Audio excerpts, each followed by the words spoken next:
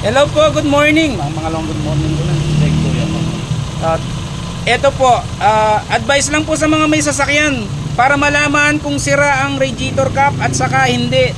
So pag sira po siya, ganyan. Kaya po meron siyang number dito na 0.1, 1.1. Pag nagka-pressure ng 1.1, dun pa lang magre-release yan. Pero ito, kay start lang ng makina, nagre-release na. So ibig sabihin sira to. Ang cause nito, mamamatay ang aircon mo. Mag-overheat ka. So titingnan natin, lalagyan natin ng brand new kung ano itsura. Ayan po, papalitan natin ng bago. So titingnan natin yung difference nung kanina at saka nung brand new.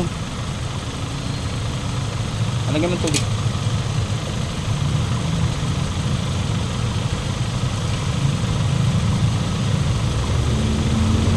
O sige, lagay mo yung brand new.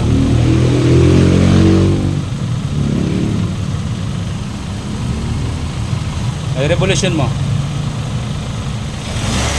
Ayun o. Wala na po siya. So ibig sabihin sira ito. So mas maganda po kahit hindi siya sira, every year palitan nyo siya para sure. Wala na, okay na po siya niyan. So safety na kayo sa daan, hindi na mag-overheat. Saka nilagay namin 0.9 lang. Kaya nilagay namin 0.9 para relax ang makina. Magtuthrow siya kagad. Hindi na siya masyadong heavy sa pressure.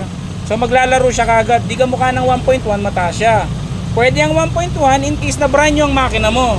Pero kung matanda na siya, bibigyan natin siya ng mababang pressure.